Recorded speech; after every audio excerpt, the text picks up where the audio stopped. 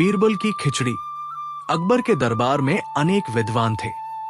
बीरबल उन्हीं में से एक थे। वे अपनी चतुराई के लिए बड़े प्रसिद्ध थे। अपनी चतुराई से वे बादशाह को भी हरा देते थे। एक बार की बात है, अकबर किसी गांव से होकर जा रहे थे। सर्दी के दिन थे।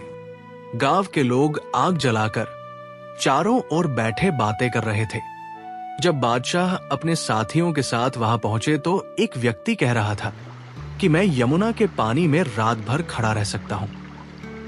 अकबर को इस बात का विश्वास नहीं हुआ। उन्होंने उस व्यक्ति से कहा कि यदि तुम सारी रात पानी में खड़े रहो तो मैं तुम्हें थैली भर मोहरे इनाम में दूंगा। वो मान गया। अगली रात वो व्यक्ति यमुना के ठंडे जल में पूरी रात खड़ा रहा। प्रातः वो बादशाह के दरबार में आया। बादशाह ने आश्चर्य से पूछा, तुम इतनी सर्दी में सारी रात पानी में कैसे खड़े रहे? उसने नम्रता से उत्तर दिया, महाराज, आपके राजमहल से दीपक का प्रकाश आ रहा था।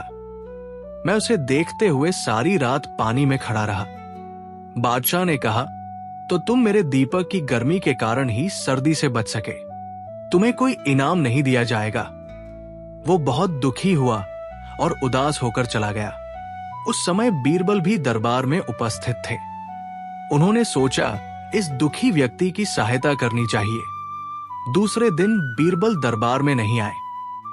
अकबर को चिंता हुई कि कहीं बीरबल बीमार तो नहीं पड़ गए। उन्होंने बीरबल को बुलावा भेजा। बीरबल ने कहलवाया कि मैं खिचड़ी पका रहा हूं, पक जाने पर दरबार में उपस्थित हो जाऊंगा। अगले दिन बीरबल को फिर दरबार में न देखकर बादशाह ने कुछ सोचा। फिर वे बोले, चलो स्वयं ही चलकर देखें कि बीरबल कैसी खिचड़ी पका रहे हैं। जब बादशाह बीरबल के यहां पहुंचे तो उन्होंने देखा कि एक बहुत लंबे बांस के ऊपरी सिरे पर एक हाड़ी लटकी हुई है। हाड़ी से बहुत नीचे भूमि पर बहुत थोड़ी सी आग जल रही है। बादशाह ने हैरानी से पूछा, बीरबल, भला ये खिचड़ी कैसे पक सकती है? हाड़ी तो आग से बहुत दूर है।